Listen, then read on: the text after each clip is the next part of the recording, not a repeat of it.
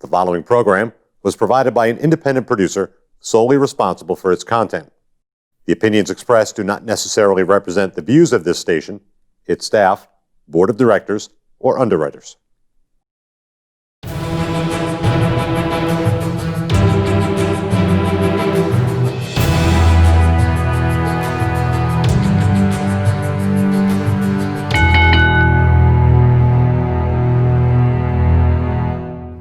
Hi, my name is Leo Connors, and welcome to The Ring and All Other Sports. Tonight, I got a very special guest, professional wrestler AJ Phoenix. AJ, thanks for coming on, man. Of course, thanks for having me. No problem. Now, which way's hard cam? Which way am I looking? So he really wants you just to look at me. That camera's yours, that's mine, and that's both of us. Okay, that's fine. I'm just a mark for a cheap pop. I hear you. Anybody want to say hi to real quick? My mom, my dad. There you go. Hi, Callie. The Young Guns, of course. Got to shout it out. Nice. And you as well for almost 200 episodes now. That's a big milestone. Congratulations. Thanks. It doesn't mean much from AJP, but yeah, it does. It means a lot from anyone that wishes me congratulations. You know. Let's get right into it. All right. Where'd you grow up? I grew up in North Providence, Rhode Island. Moved around a little bit there. Ended up in Tiverton, Rhode Island, which is where I really came of age and when I got my start in wrestling, well, my official start in wrestling. And then I went to school in Newport, but I was from Tiverton. So really, I was just all over the place. Okay. But I had a lot of fun doing it, and now I'm here. Nice. And you're a young kid, too. 18 years old. And you've been doing this for a while. We'll get into that in a minute. When did you first see pro wrestling? God, probably before I could ever remember. Yep. My dad had, the mattresses and the posts in the ground way back when. And then at some point it turned into a real wrestling ring and then a real building. And my first earliest memories are of watching that. Yeah. And because I had WWE in my backyard or in a mill somewhere, right. It's like, I didn't really have to watch TV, but around 2010, I would say the end of the good part of the Nexus storyline. Yep. That's about when I started watching mainstream wrestling. Nice. That was a good time too. A lot of people give crap about the Nexus thing and all that. I loved it. I mean, as a kid, of course, I loved it. Yeah. And watching John Cena come up and win it all. I mean, it appealed to me, not so much the internet, but right. Yeah, I don't know. Me and Dick talked about it the other day. John Cena is awesome. People put the guy down and all this, and it's ridiculous. All you have to do is watch this year's WrestleMania. That is my favorite match ever now. Yeah. I mean, he put the company on his back and just ran for at least 10 years? Well, I think it was close to 15. He started the year I was born. No kidding. That's crazy, huh? Right. That's amazing. All right. Who were some of your favorites right away? Well, we started with actually Triple H. When I remember I had to watch the DX DVD. I would watch that every night, me and my little brother. So I idolized Triple H, had this idea of bodybuilding at a young age. Obviously, I'm not quite there yet, but John Cena also comes to mind. And then I turned on John Cena because CM Punk was the new thing. And I was just like, right. This is my idol. This is my idol. Of course, he took his ball and, respectfully walked home. And respectfully. Right. And Chris Jericho sort of became my new favorite. Guys like AJ Styles, Kevin Owens, the new WWE of the last couple of years, from circa 2016 and on, that just about everybody's got something to watch. And I'm not ashamed to say I watch WWE every week. And I'd like to see, everything. Yeah, I hear you. I got to ask you, did you ever meet CM Punk? I did not. Consider yourself lucky. I never meet your heroes, right? No, you won't. He's just a jerk. In real life, he is, unfortunately. But maybe he'd be nice. If he was out there doing a meet and greet, he'd be nice. Sure. You know what I mean? Maybe if he saw my old AJ Punk tapes. There you go. All right. So when did you go to your first show? The first one outside of my dad's company, or we'll do that. We'll do the WWE, and then we'll talk about your dad's show. My first WWE show originally, I was 2 years old. I got third row seats, and I had a sign that said my first Raw. I'm pretty sure I was either on camera or in a picture in a magazine. It was nice. It was something cool like that. But my first indie show, probably some random fed that just dead now. Was your dad on the show? Is that why you went? Probably just because he had the building. Right. And Well, your dad's T Phoenix, in case anybody wanted to know. So, sorry. Should have T's did that kid. early. Yeah, so I got to see a lot of really, really bad wrestling at a young age, but I also saw a lot of like guys in my position now where sure, it might not have been so perfect, but at the same time you could see them getting the pieces and putting it together. And for me, it's watching everything they did right and everything they did wrong. So I get to take both of those things and make it better for myself. Yeah. I'm trying to think of one name. Probably, it's not, I don't even want to name drop something that doesn't deserve the credibility of your show. We'll just say RWA. Okay. I can think of things like Mass Anarchy Wrestling. Now it was, like we said, folded. Right. House of Bricks was my first outside booking from RWA, where I was so excited about that. Oh, yeah. Just because like I remember Teach wanted us in the Battle Royal. Right. And you know how it goes for a Battle Royal with kids my age. Right. But me and another one of his trainees, Justin, who I'm sure we'll talk about later because you mentioned the Young Guns, and Young Guns are near and dear to my heart. Sounds good.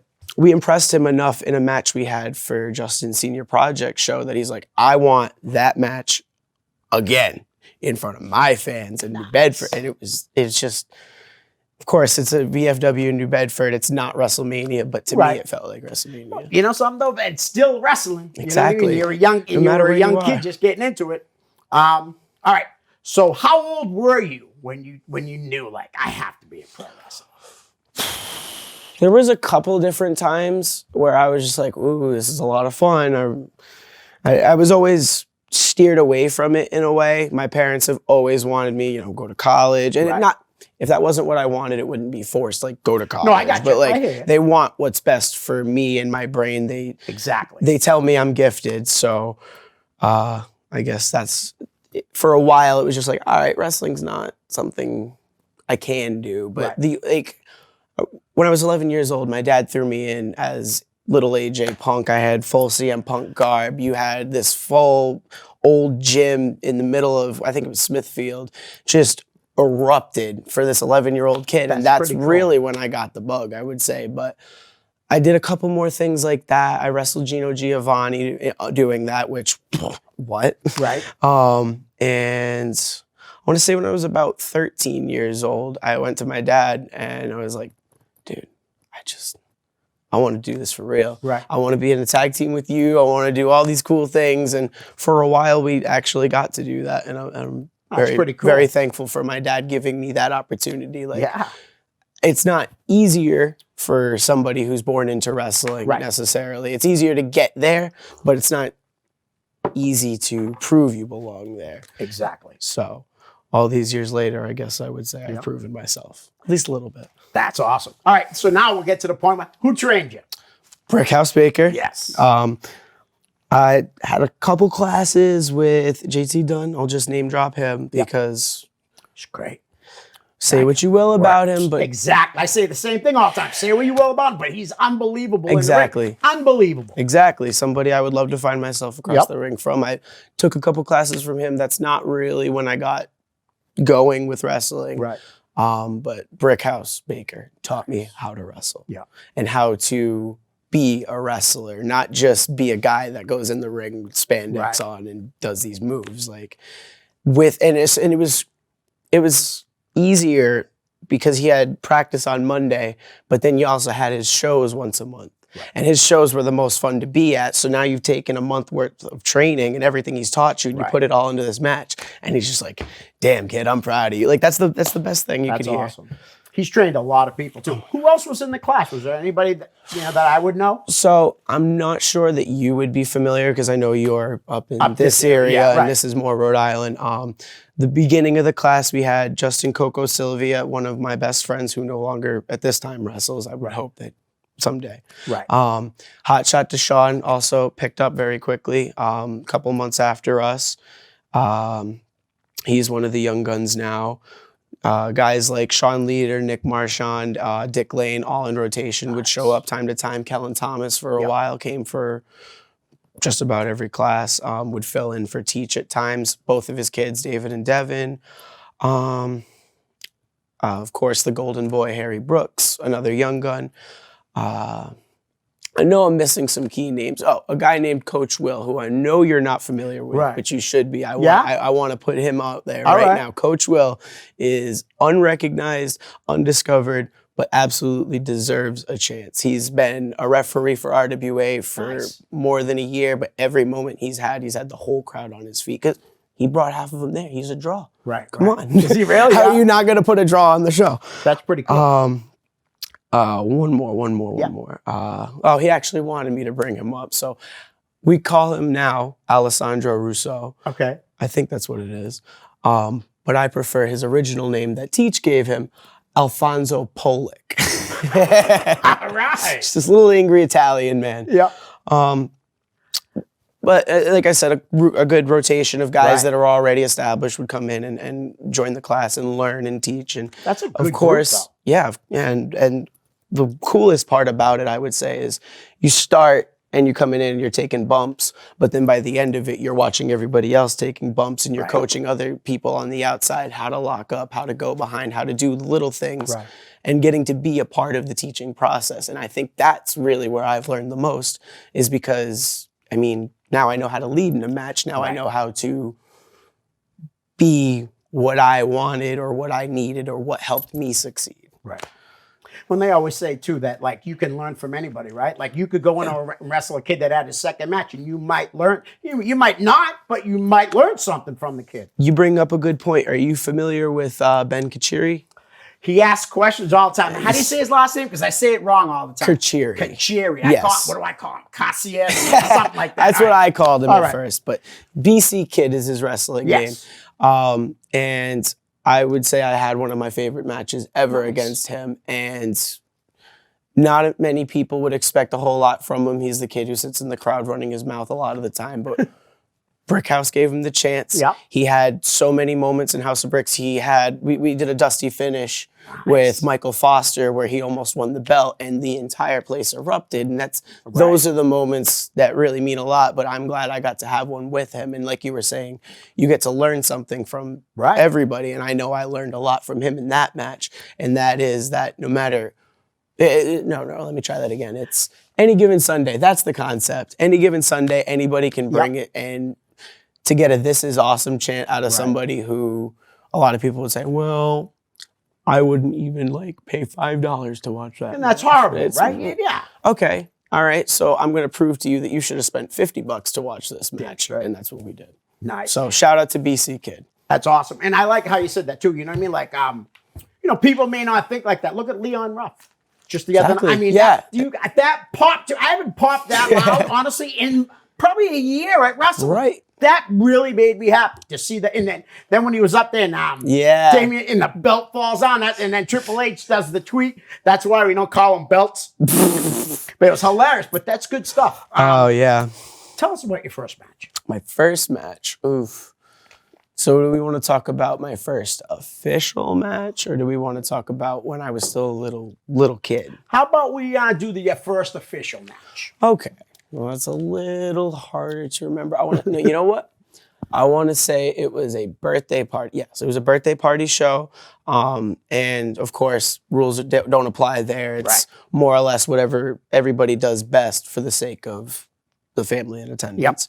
And my dad came down with some really, really bad illness. I don't remember what it was. We went hiking and he got bit by something. And point was he couldn't wrestle and he was supposed to be the last match for the show. He was wrestling Tom Billington. So he couldn't.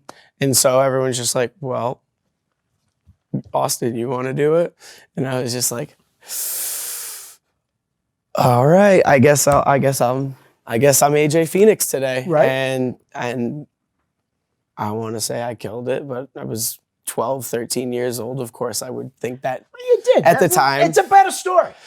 I will say I was very, very hard on myself for a 13-year-old. I would walk in the back and everybody would be like, oh my God, I can't believe this 13-year-old kid would do that. And I'm just like, that could have been so much better if I was just 2 inches this way. You know what I mean? And it's funny. And the reason why you thought that way is because you grew up pretty much right around Exactly, the business. exactly. A lot of these people, they may not understand that part, It's high expectations for myself. I always feel like I have to prove myself because I was handed the opportunity, we'll say. Right. So I have to show that I've learned from everybody around me, Right. and I also respect everybody around me, and I go out of my way to prove that. Nice. In the locker room and in the ring. Yeah, that's very important.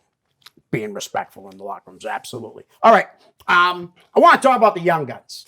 Now I you wanna just talk said about the Young I'm Guns. going to try. Hot shot Deshaun's in it. Yes.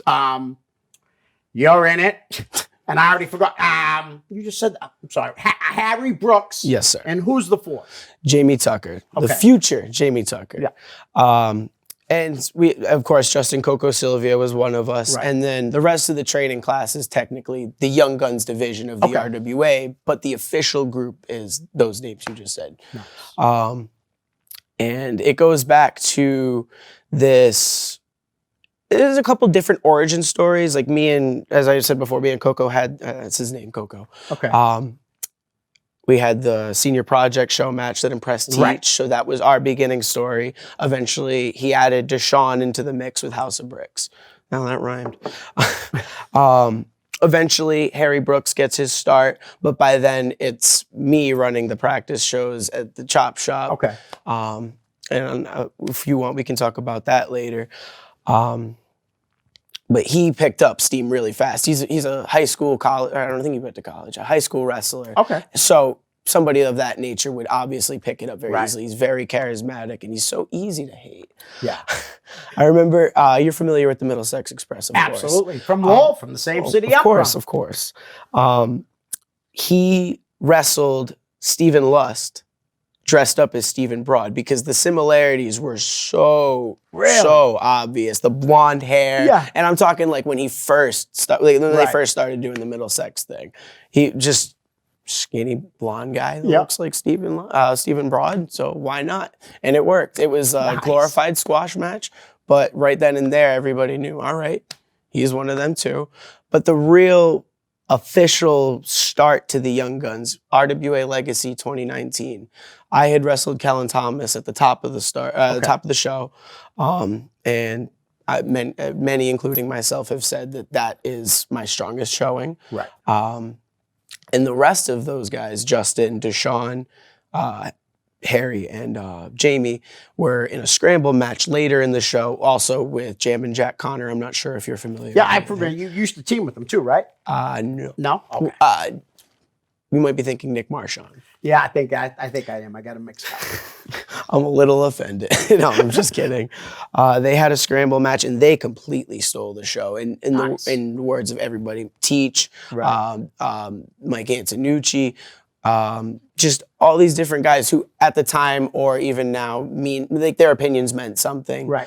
They all said, wow, that was awesome. So they took a group picture with Connor, but my dad said, all right, now you come out and swap AJ in. Right. And he took that picture. And I believe it was, I don't know if we're using government names, so it was Uncle Spaghetti, Okay. Derek Simonetti, who officially gave us the name, the Young Guns. And that's really when we started picking up steam as a unit. Me and Jamie and I, did the most tag work in the beginning. Okay. We worked, I would say, XWA and RWA. And then it became like Jamie and Deshaun, and I was just repping the Young Guns. And then we don't include Harry Brooks because he's the bad guy, but like, he's a Young Gun, Yeah. but he's not a Young Gun. Okay. You know what I mean? Yep. And unfortunately, with the pandemic, of course, we haven't been able to do a whole lot. But the little things we've had the chance to do, which I won't spoil, which I'm telling you, man, my best matches, you haven't even seen them yet. Whole lot of good Young Gun stuff. I'm just very excited for what we have done, and I'm very excited for what we can do because the four of us together, it's just this undeniable chemistry, whether we're wrestling each other or we're wrestling other people with each other. We might not be great yet, but we're going to be something, and you need to watch. Nice. That's awesome. Listen, I want to try a new segment, okay? It's called Pick 3. I'm going to give you 3 options, right? You pick one of them. Music, TV, or movies. And then I ask you 3 simple questions from it. So, which one would you pick? Music, TV, or movies? Music. All right. I was hoping you picked that. What's your favorite song? Oh man, I could be here all day. I listen to. Me too. I'm a huge music guy. I love music. I'm gonna have to go with "Home Sweet Home" by Motley Crue. Okay. The ballad that brought me to the ring for just about everything in the Chop Shop last year. It felt like my song. Right. Like whenever it played, like I really. You always want to pick something that amps you up, but the words just kind of flowed through me, and I became AJP in a different way when that song was playing, and it gives me this whole other energy, even when I'm just listening to it in the car on the way to work, or well, probably on the way home. I tend to skip it if I'm not driving home, because it just, like I said before, I'm a mark for a cheap pop. I'll pop myself in the car all the time. Right. Oh, I love this song. All right. So favorite band. Crue, I mean, I saw you had the hat. Yeah, Motley Crue. All right. That's definitely an easy number one, but a very close number two right now is Jimi Hendrix. Yeah. I love rock and roll. I love rap, and I don't like country, but I'll tolerate. Like I listen to a bunch of different things. Rock and roll is definitely number one, and therefore Motley Crue has to be number one. But like I listen to so many different bands. All right. Not enough, but so many. And I discover more all the time. That's what Spotify's good for. That's what's great about music. Because I find somebody almost every day too. Exactly. You just get lost in the sauce. Absolutely. All right. Something that would surprise me that's on your playlist. I'll give you an example. You'd be shocked to know that I have already gone Kelly Clarkson on my playlist. Oh my I swear to, God. hey, at least You know what? there's got to be something that would shock me. You know what? I'll shock you with a whole playlist. All right. So I'm not really a love song guy. Yep. Like unless it's with a good beat and something Yeah. I can get into. Like I don't like slow music that much. But there's a playlist on my Spotify with an unnecessary amount of Taylor Swift on it. And I blame my girlfriend 100% for it. But there's a lot of things that I've come to enjoy. So I would say Taylor Swift is the most That would surprise me. Seeing you walking in with the Motley Crue hat. So, and I'm sure Kelly Clarkson surprised you about me. I mean, you see my posts on. Oh, yeah. It's always Aerosmith. You know, it's something. Well, that's what we like to put out there. Exactly. Yeah, Deep down. I'm definitely not sharing the Kelly Clarkson song on Facebook on my Facebook page. All right, let's get into the fan questions. Now, Ben, how do you say his name again? Kachiri. Ben Kachiri. Would you run a show at the back of a McDonald's if given the chance? If you do, right, you have to book Alabama Doink. You ever hear about that? You know what I'm talking about, right? I believe so. All right, we can talk about that after if you want, but no, we can talk about that now. So for those who don't know, I am a shift leader / swing manager at McDonald's, which means I'm responsible for basically everything and getting paid for half of it. To run a wrestling show at the back of a McDonald's would be one thing. I would love even more to run a McDonald's wrestling show with a play place. Right. Like a ring right next to a play place. Like at my job, I know if you pull out like the couches and the tables and everything, more than enough room for at least a 16 by 16. wow. That you just might be onto something with these pandemic cinematic matches. All right, next up, someone that's near and dear to your heart, Callie Millette. My California. Favorite match to date? It can be either yours or something that you just, you love to watch over and over. I'll do one of each. Yeah, that's I'll do one a of good each. idea. A match I really love to watch that's not mine. CM Punk versus John Cena, Money in the Bank. That was at the height of wrestling for me, like as a fan, as a little kid fan. Like obviously I'm still a kid. I'm not gonna sit here and talk about I'm a grown adult. But as we mentioned before, CM Punk was my idol. It's like I didn't get to experience Stone Cold or Hulk Hogan before him, so it's not like watching back those things. I feel the same energy as somebody like you or my father would. Not to call you guys old. It's all right. I am. But that even having, like I said, WWE in my backyard. Right. Even knowing all the secrets, I still believed, and just hearing a crowd that freaking loud, it was unreal to experience, to be a part of in some ways. It's I can't put it into good enough words to explain it. Even though I told you earlier that Punk wasn't the nicest guy, I still love to watch him work. Well, as even we though, said, you know what I mean? He was one of the best when he was going. I would have wished he never left, to be honest with you. You know? But at the same time, if that was what's best for him in his life, I would always advise against wrestling if your heart's not in it. And I think anybody with half a brain would tell you the same thing. I know Brickhouse most certainly would.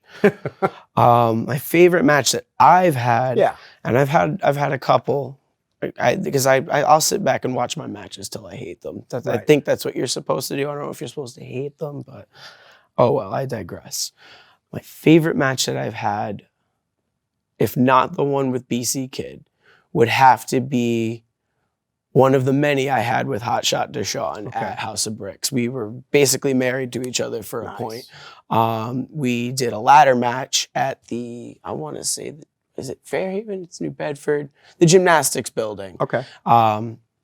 So it was the perfect setup for it. You had big ladders. You had room full of fans on all four sides. It wasn't like I'm used to with 2, maybe 3. 4 sides, capacity crowd. And I'm not one for cardio. I'm still working on it.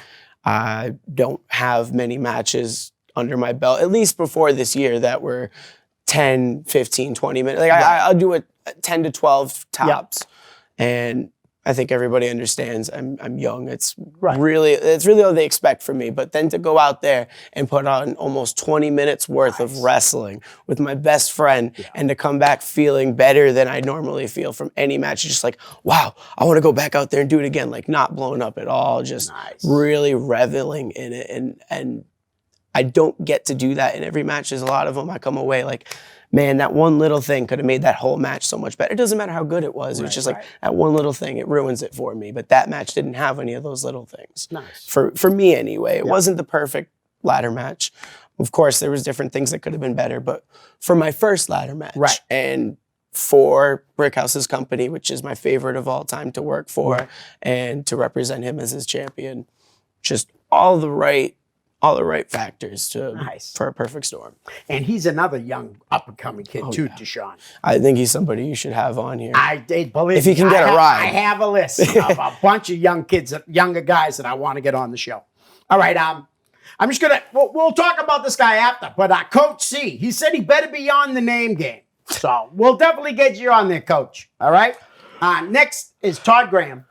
Toughest challenge in the ring. Could be pressure related, or maybe the person was difficult to work with, but the toughest challenge you've had to date. It's a great question. All right. So this is where I kind of flip more into just being AJP and talking game. Todd Graham runs Proving Ground Wrestling. Now he's going to be running Elk Mania also. Yes. But Mike Montero's going to be the guy in Elk Mania, isn't he? Oh, yeah. Mike Montero's already the guy in Proving Ground. Yep. So that's what he wants me to talk about. He wants me to say that my biggest challenge to date was Mike Montero, the day after my birthday, Proving Ground Level 8. He wants me to talk about how I got robbed by the Dirt City Goons. He wants to talk about how I'm chasing the championship. And now, listen, I'm not chasing anything. Okay? When I get my chance. When we have this whole Proving Ground Cup thing, you know what I mean? It's all gonna fall into place, and I want Todd Graham to know that Mike Montero is not my answer. My real answer, and I've thought long and hard about this, I think the most pressure in a match I've felt came from a nothing show. Really? From a nothing show. I was 15 years old. I was in a tag match with David Baker against the Heavy Hitters. We were at the Connecticut State Line Campground. And this is actually going to come back. He asked a question relating to something that comes to this story. So I won't get into that part yet. All right. But he told me we were calling it on the fly. Was that no the game first plan. Time you? No game plan. Okay. Yep. First time ever. I'm 15 years old. And he said, we're going to plan a beginning, a middle, and an end. And then you got to fill it in. And I said, no. I said, no. I went and had a whole panic attack about it. Moral of the story was, you don't start a match with the soul food. And You can call things on the fly way easier than calling things ahead of time. Like when you're in the right mindset, it is 100% the easiest way to wrestle. Right. I'm not confident enough to do it all the time. Yeah. But I'm happy to say that David Baker gave me my foundation in something that one day will obviously take me a lot further in wrestling. So That's awesome, though. That, I mean, at 15 years old to call it on the fly, had to scare the crap out of Oh me. yeah, and that's why I'm shooting a soul food in the first 2 minutes of a wrestling match. Now, Who does that? I don't understand the soul food, though. What is that? Honestly. So you wrench the guy's arm, Yeah. like so. Sean Leader does it. You put the foot up here, and then you drop back. Okay. And you Yep. jack their head. So that's called the soul food. I never knew that. Well, It's a good move. it's a good move. It's an even more effective move at the end of a match, isn't Right. it? Oh, yeah, of course. From there, I learned, we're just gonna do easy things. We're just gonna work because it's not a nothing show. It's a lot of fun. There's a pool right here. There's all these excited little kids watching wrestling, but it's not a progressional story. Right. So of course, that's why I would call it nothing. And Frank Champion doesn't wrestle anymore, right? No, he does not. He's but a big dude.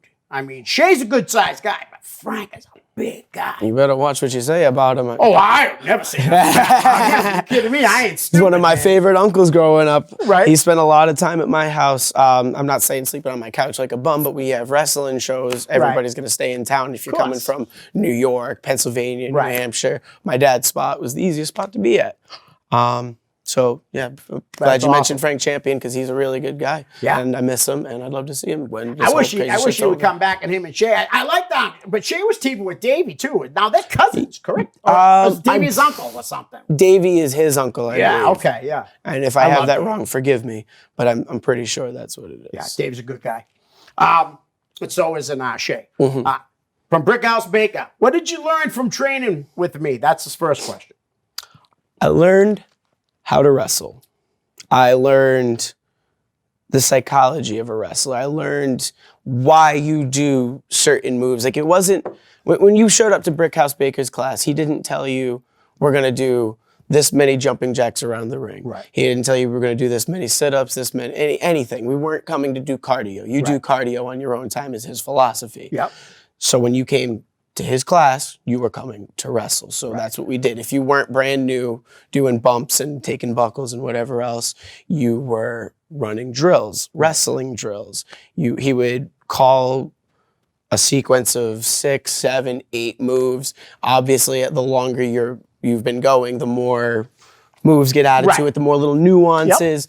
But you would go until it was perfect. And then you would switch places with the guy you worked with, and you would do it the opposite way. And doing it both ways really, like when you do moves to people, you understand it one way. But when you take those same moves, you're like, all right, so this is how I want to give it to that person. So I'm not killing them. This is how I want to do this. This is where I want to be. This is how I want to time it. It's I can't give him enough credit. I mean, he deserves all of the credit in the world, but I could never give him enough for teaching me how to wrestle and not how to run around a wrestling ring. Now, and he's trained a lot of guys. What is the best experience you've had in the biz? Slaps leg. Slaps leg. Slaps leg. Well, I know I seem like I'm a mark for my trainer at this point, and I admittedly am.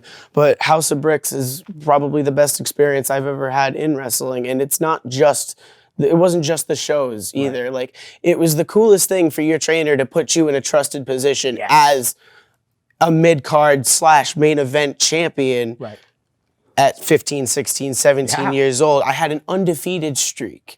I had a presence. I had people paying to see me, whether I was a good guy or a bad guy. And to have that kind of confidence put in you at a young age, it's totally different from when you come up somewhere else and you get put in battle royals and you get started the old-fashioned way, as some would call it. Yep. I like to think this is a little more of a new school thing with giving the young gun the ball. Right. And I think it worked because I'm all the much better for it. But as I was saying, it wasn't just the wrestling shows. It was also what went on in the parking lot. It was also all the stories I have to tell about driving to get the ring from Scott Ashworth's house. Scott Ashworth, another favorite opponent of mine.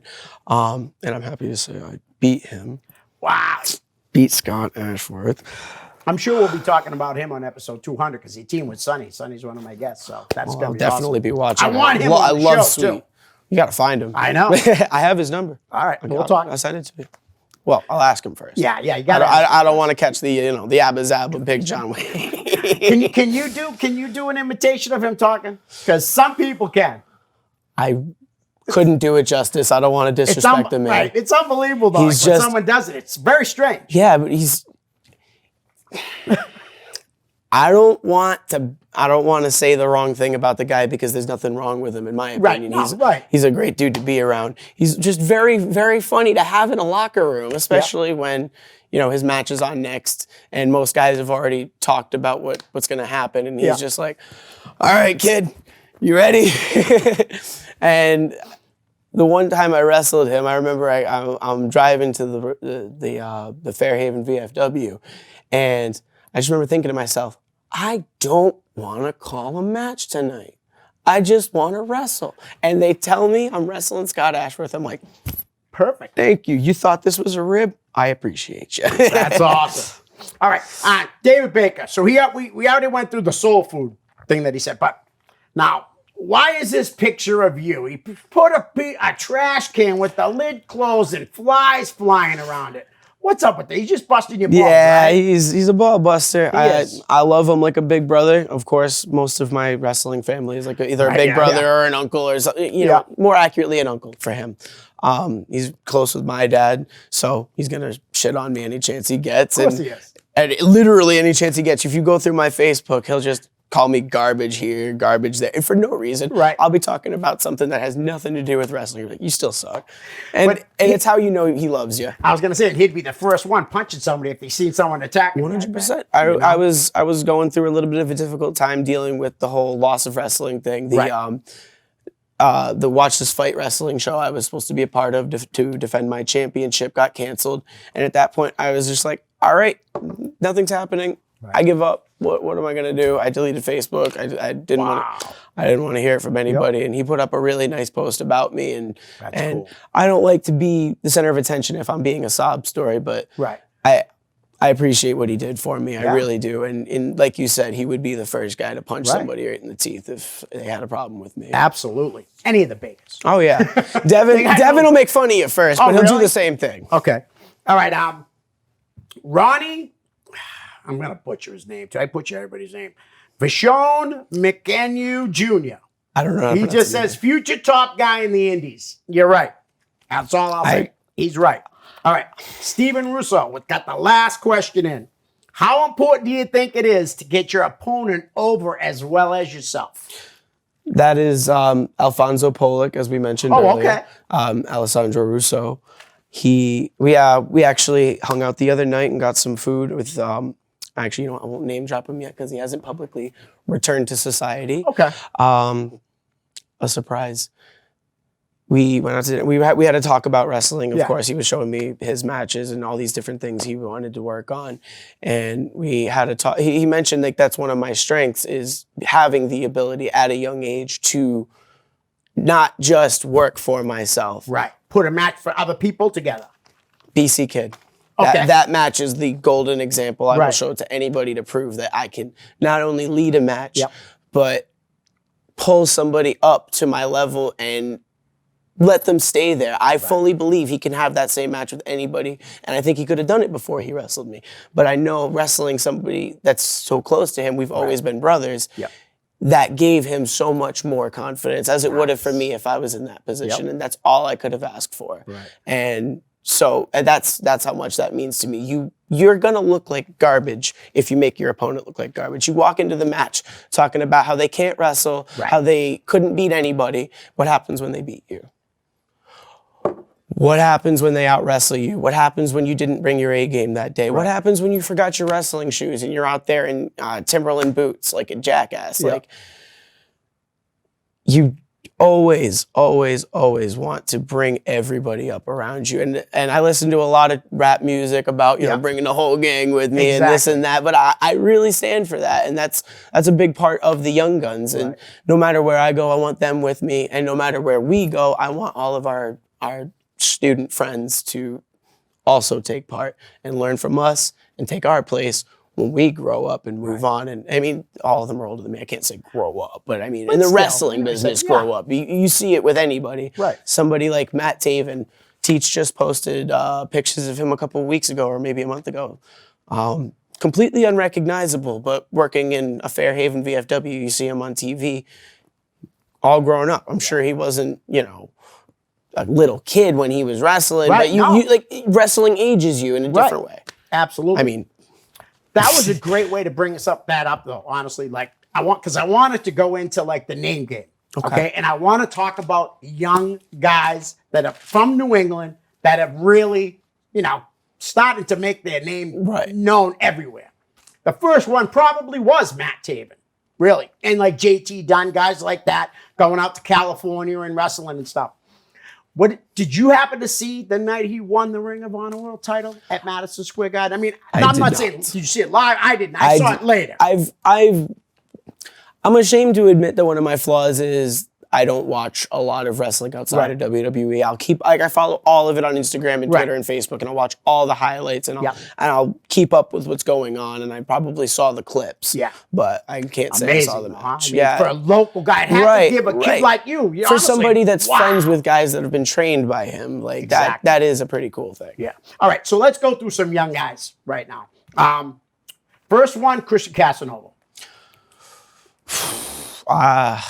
I would say a bucket list for my best day, like 2 years from now. Like he's hopefully to me, he's still here. Well, hopefully he's not still. I shouldn't say that, but you know what I mean. Of course, I would love to see him on my TV screen every week. But selfishly, I do hope that there is still a chance in 2 years when I say 2 years. It could be 6 months. It could be tomorrow. But when I really, really get going and I really learn what AJP is, that's the match I want to have. Nice. I want to be able to bring it with the top talent. Excellent. How about a guy that just made it? Since he got signed by the WWE, he's been on everything. Nothing against Josh Briggs, because I like Josh Briggs too. But Anthony Green has been on TV pretty much since the week. That's August Gray to you. It's August Gray to you. August Gray, he'll always be AG to me, but he's still AG. He's still AG. What do you think? Did you ever get the chance to wrestle him or learn from him or anything? So, AG has told me following a seminar he had at Wrestle Party in Providence Wrestle Party. Let me try that again. He told me that he liked what I did. Yeah. And then he also went out to dinner with some other guys I was friends with and still talked me up. Nice. So that's good. Just from that standpoint alone, wow, that's pretty cool. It is. But he's also, for a long time, he was a referee. Yep. He was Mike Montero's personal referee from what not just Mike Montero, but he's the most recognizable name, like Jason Devine, all of them. Their personal referee, and to see him come up from being this little kid doing chubby, whatever. Chubby, I wasn't gonna say it. I wasn't gonna say it. But now he's on TV, and now we're all like, "Gee, what are we doing wrong?" Like, it's amazing. Right? There's a lot of people I see make it that I'm just like, "Damn, what did I do wrong?" But with him, it's just pure joy to see somebody who deserves it so much make it. Like he one loves of the good ones. Wrestling One of the I good think ones. anybody. I mean, I know you love wrestling. Everybody that's in wrestling loves wrestling. But man, I don't think I've ever met a kid that loved wrestling more than him. I know. Seriously, he went through before he moved down to Florida. On Facebook, he did a live video, and you could see the videotapes that he had, the DVDs. I know. He's got to have hundreds and hundreds of those things. Mike Montero has a room filled with action figures, and if I remember the video you're talking about or picture you're talking about correctly, then I think it still puts that to shame. Really? Yeah. Nice. What a guy. Right. How about I'm going to talk about a guy. He's probably not that young, but he's young to me in the wrestling world. Okay. Bobby Rossi. Love this kid. I only met him when he came, here and stuff, and I've gotten to talk to him, over time. Love this kid. Great guy. I love him too. He is one of my absolute favorite people in the world, and therefore in the business as well. He's always there with not necessarily what you want to hear, but what you got to hear. Yep. And he says it in the right way. He's never there to beat you down, and he's never trying to talk to you like he knows better because he did it. He's telling you because he knows what you're missing. He knows you know it. Yeah. But he's guiding you. It's different from Teach in the sense that Teach is my trainer, but he is more like a mentor or an advisor. Sounding board. Yeah, almost like a Paul Heyman to a Roman Reigns. Right. Of course, I'm not saying either one of us fit I into those understand that. roles. Right. But he's just such a smart guy. And I'm talking wrestling and outside of wrestling. I feel like he knows more than he needs to. Yeah. He'll just come out with some random stuff when we're hanging out. And like, just before he left for Kansas City, we got to hang out one more time and we went to Sean Leader's house. We had a good time. We hung out and talked, and he's one of my favorite people to do that with. A guy like him or Dick Lane or Sean Leader or Tom or whoever else. Like, those are my friends. High school wasn't really it for me. Yeah. These guys were, and now I'm of age to hang out with all of them and actually be an equal, and it's the coolest thing. That is awesome. Sean Leader, who had to cancel, but I am going to have him on the show. He had to cancel because his girl got in the accident. He's always got to cancel. Oh, no, don't tell me that, because I want him on the show No, badly. I'm just playing. I'm just All right. playing. No, that accident was very serious. Not to take away from that at all. Right. I don't want to get into it because it's not my story to tell. No, or my all I'm saying is I heard she's doing good now, so that's awesome. Well, and of course I was happy to hear that too. Sean Leader is somebody that I grew up watching. He was always there. He doesn't necessarily always the top guy in RWA, but he was always there. He's one of those guys that I got to learn from their mistakes as well as from their achievements. Right. And I'm happy to say that he's one of the people I take a lot of inspiration from. Like, he does the soul food. Actually, my mom did the soul food first. My mom used to be in the biz. Really? Yes. I did not know So that. I don't know if he got it from I had her. no idea. But you can, like, if I ever do a soul food in a match, you can tie you can see where the connection is. Like, having the chance to wrestle him, it's like wrestling a brother. And my dad will tell you the same thing as well, as far as he's concerned.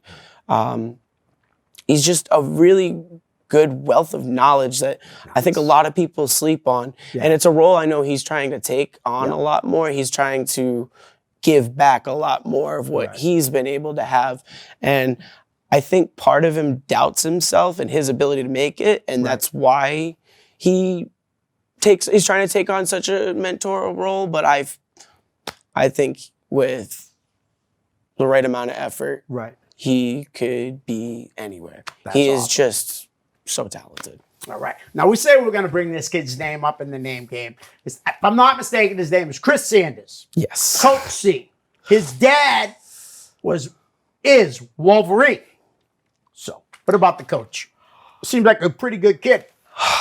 Okay. Is he younger than you? He is younger than me. I thought he was. I believe, actually, he's like, I don't want to sell him short. I think he's like 15. I was going to say, I thought he was 15 or 16. Yeah, something like that. something along those lines. But it's so weird being able to see it from the other side. Right. Oh, seeing someone younger than you. Yeah. To see it as somebody else that got to grow up in the business and have their chance before they were ready, before a lot of people would even begin to turn their head towards it, much less accept it. And he gets a lot of flack for that. That's the word, exact word. It's too bad because he seems like a great kid. Seriously. He's a really, really smart kid. He knows way more about the business than I would say any 15-year-old should, and he definitely put my knowledge to shame. He gets follows on Twitter from all kinds of random names. I'm pretty sure the Major Brothers follow him. Really? Like, they don't even follow me, and I'm a wrestler. And like, he knows how to get under your skin, but he also knows that he's doing it for wrestling. Like, I'm not coming out here and being like, wrestling's fake, everybody, because we know how it goes. Right. He knows the difference, and to know that difference at a young age carries you so much further than I could ever explain, because you may not get that respect from, I don't know, the general consensus of, let me try that again. Yes. Consensus of New England. There you go. I did it. All the old guys, who the hell is this kid? Yeah. You get respect in the locker rooms you're in, and that's why you're on those shows. And Coach C has managed a lot of wrestlers that shouldn't call themselves wrestlers. Right. He's also managed me. on one occasion, which means he managed Kellen Thomas. Nice. And that's actually a funny story. Coach K is his inspiration. And Coach K was Kellen Thomas's alter ego for Providence Wrestle Party. Okay. Where he would manage Timmy Thunder, Channing Thomas. Yes. And of course, that was as entertaining as could be, but Halloween comes around and now Chris gets the chance to dress up as Coach C, and he's never let it down since. He found what worked for him, and it stuck. I And want to I'm hit proud him of up and see if I can get him and his dad on the show together. I think that would be really cool because I've never had a father-son on the show together. I'm definitely going to be doing it. I got Devin's coming up, and then I want to do all the Baker Boys together. Well, that's not what I was going to say. You got me and my dad. No, we could do that too. He's a great guy to have on a podcast. Just I would by love to himself. have him on. I mean, I've never met your dad. I mean, this is the first time, the second time I've met you, right? Because I mean, I don't think we met at Jimmy's show, and that was the first time I met you. Same thing with that's where I met Dick. That's where I met Sean. I mean, we all know who each other are because we're all on Facebook. Yeah. But I'd never talked to you. Yeah. You know what I mean? Same thing with David Baker. I'd never met him before until I seen him at Jimmy's show one night, the first one that he ran. Right. You know? All right, how about I'm trying to look for some young kids here. Charles Mason. Is he a young kid? I seen you had some matches. He's young Isn't enough. he the billionaire playboy? Yes. He don't look like he's a billionaire, though. I think that's the... I think that would be the shtick then. That kind of fits. Yes, I did have a match with him at a little thing called Outside the Box. It was one of the many, and I cannot stress this enough, many different wrestling promotions that at one time or another had their 15 seconds in the chop shop. Right. Not to take anything away from it, though. It was a cool thing. I absolutely enjoyed to be a part of it, to have the chance to work against somebody like Charles Mason, who, like I said before, familiar with going into it, but I don't spend all my time watching wrestling matches. Like maybe I should as a wrestler, but I'm also still trying to go back to college. Like I'm a full-time worker. Exactly. I got to pay for my car. I mean, I have a life. Like I mean, not to say wrestlers can't have lives. Right. I'm working it out. I'm still figuring out how to fit it all together. But to that end, to have that match and to have one that I think was pretty good for its time, he was really happy with it. And I know we're Facebook friendly. Right. We don't like all of each other's stuff, but like I'll put up something cool. I'll get a heart react. He'll put up something cool. I'll put up a heart react. He's just a homie. You know? Nice. He's a good dude. And I'm happy to see like the things he's done and will do. All right. The next name I'm going to bring up, you brought him up, is Timmy Thunder. I know him more as Channing Thomas.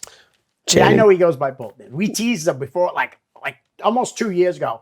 I think I had Dan Terry and Vern Vicalo on the show, and they ripped him up and down. I never even met. I felt bad, but then obviously it was joking. I mean, okay. You know, but they just ripping on him.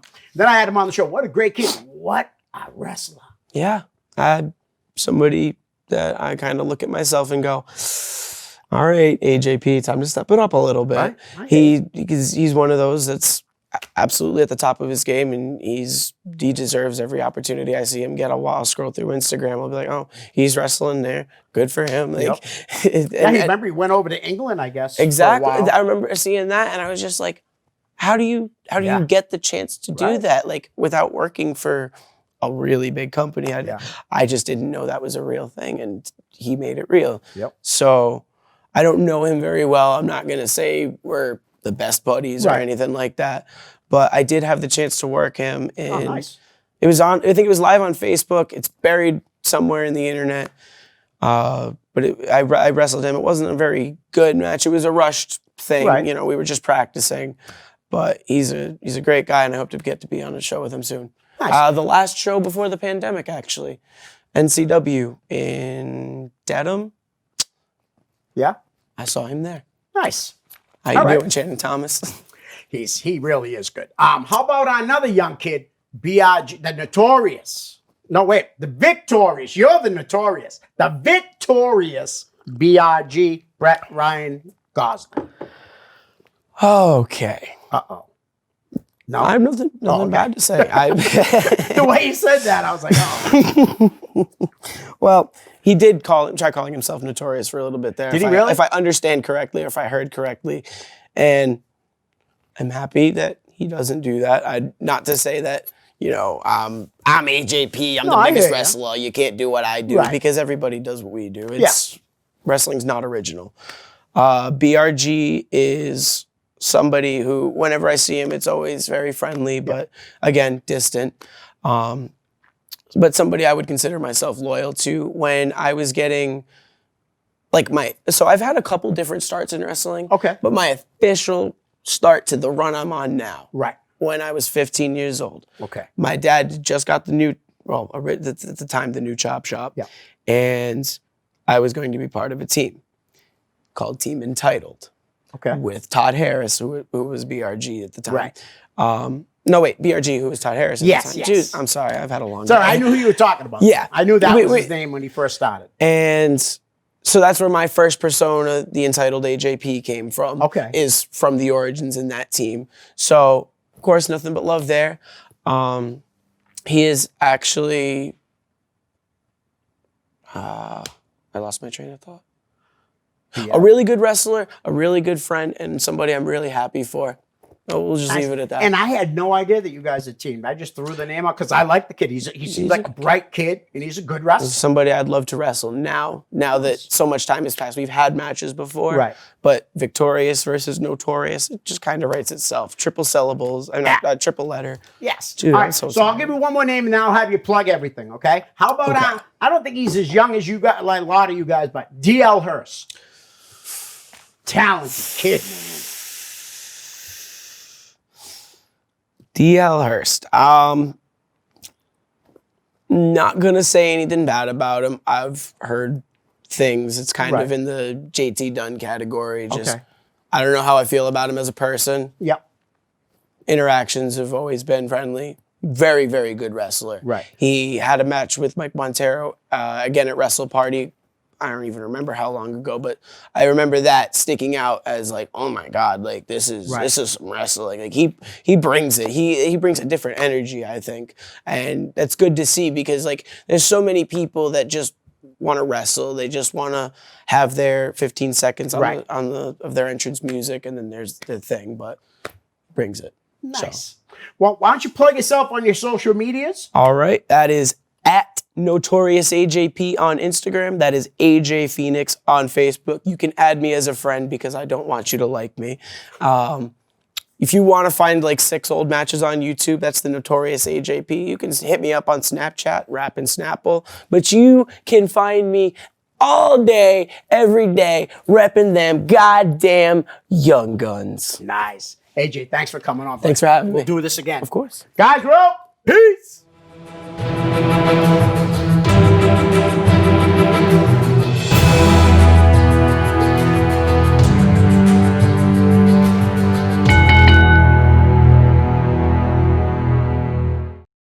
The preceding program was provided by an independent producer solely responsible for its content. The opinions expressed do not necessarily represent the views of this station, its staff, board of directors, or underwriters.